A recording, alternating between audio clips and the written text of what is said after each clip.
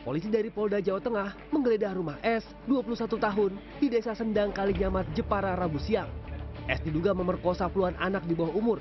Polisi menyita 4 ponsel, kartu perdana, alat kontrasepsi, serta pakaian yang diduga digunakan saat beraksi. Pengungkapan bermula dari laporan orang tua salah satu korban. Dari hasil penyelidikan awal, terungkap 21 anak perempuan di bawah umur jadi korban. Setelah pengembangan, jumlah korban ditengarai menjadi 31 orang. Tapi ini pun juga belum berakhir, karena apa? Hari ini ya kami melakukan penggeledahan, kami akan lihat barang bukti yang lainnya. Ya. Pernyataan pelaku memang ada juga beberapa dokumen yang telah dihapus. Ini akan kami menggunakan lapor untuk kami buka kembali. Kita akan tahu nanti, pastikan berapa jumlah korban. Ya. Yang pertama, yang kedua, korban ini adalah anak-anak di bawah umur. Paling tinggi umurnya itu sekitar 16-17, paling tinggi. Ya, umumnya adalah umur 12, 14, ya. Dan yang paling terakhir itu ada yang SMA kelas 2. Dari hasil penyelidikan, polisi mendapati banyak folder yang berisi puluhan foto dan video korban yang disimpan di memori ponsel. Folder tersebut tersimpan sesuai dengan nama dan alamat korban yang menjadi kejahatan nafsu pijat S. Kejadian ini membuat kaget tetangga tersangka. Mereka mengenal tersangka sebagai sosok yang berperilaku baik. Kalau aktivitas dengan warga, karena dia kan masih terbawa umur saya nggak pernah bergaulnya sama pantaran dia. Paling dia tuh minton atau apa gitu aktivitasnya. Tapi sebenarnya ada aktivitas yang nggak di rumah terus gitu ya? Kadang kalau teman-temannya ngajak main bola, lihat bola itu nonton pertandingan Persija itu dia sering. Nggak ada perilaku yang aneh Mas dari itu? Nggak ada.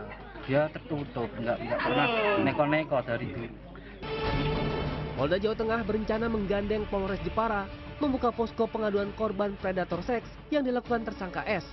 Sementara Dinsos Jepara, Rabu siang menyatakan akan memberikan pendampingan psikologis dan rehabilitasi. Kemudian kita akan bekerjasama dengan psikolog untuk mendampingi korban ini supaya dia tidak terkena imbas saraf mental. Biasanya kami bekerjasama dengan psikolog dan kalau sampai terlalu parah, kita akan bantu dengan psikolog. Kasus ini masih terus dikembangkan. Polisi menduga masih ada korban lain yang belum melapor. Pelaku dijerat pasal pemerkosaan melalui Undang-Undang Perlindungan Anak dengan ancaman maksimal 12 tahun penjara. Indra Winardi, Jepara, Jawa Tengah.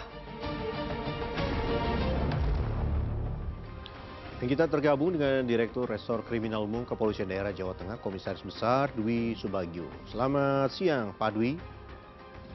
Ya, selamat siang, Pak. Ya, Pak Dwi, hingga Kamis siang ini berapa total korban dari S yang sudah diketahui dan apakah masih ada kemungkinan jumlah korban ini akan terus bertambah? Sementara ini kita melihat daripada data yang kami miliki itu 31 orang. Kemudian memang ada beberapa file yang telah dihapus oleh tersangka dan ini memang sedang dalam pendalaman dan kami akan cek di laporan forensik kami. Baik, berarti ada beberapa file yang sudah dihapus oleh pelaku begitu, Pak Dwi. Apakah ini juga akhirnya mengaburkan pencarian adanya korban-korban lain begitu? Tidak. Proses akan tetap berjalan terus, kemudian bagi warga masyarakat yang memang merasa menjadi korban, kami juga harapkan kesadarannya untuk bisa melapor. Baik, lalu Pak Dwi, ini warga menyebut pelaku juga memiliki kekasih. Apakah kekasih dari pelaku ini juga termasuk dalam jumlah korban yang disebutkan tadi? Betul, ya. Dari di antara korban tersebut hanya yang dewasa kekasih korban itu sendiri. Satu orang aja ya, kekasih korban ya. Yang lain semua di bawah umur.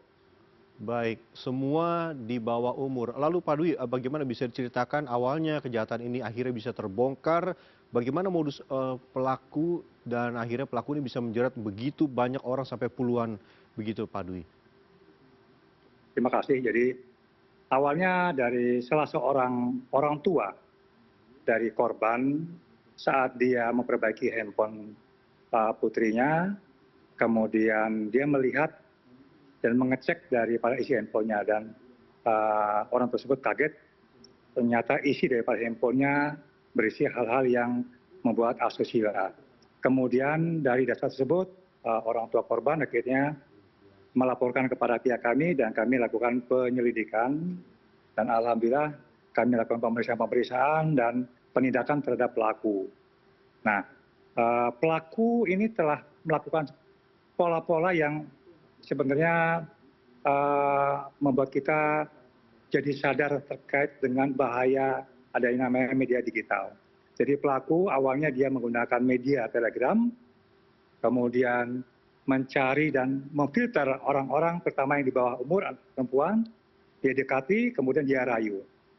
Saat dirayu karena anak di bawah umur, terayu, kemudian akhirnya terjadilah yang pertama pengambilan foto. Si korban diminta untuk foto dengan baju dibuka.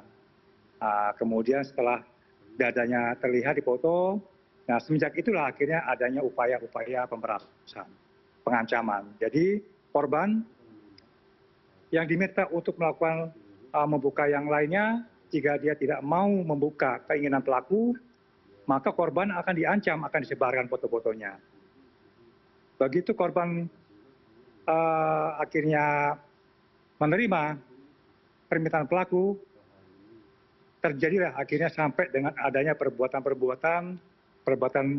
yang bersifat seksual, di mana awalnya hanya korban sendiri diminta untuk memperagakan seksualitas, divideokan, kemudian terakhir pelaku meminta untuk kopi darat dan bersetubuh dengan si pelaku.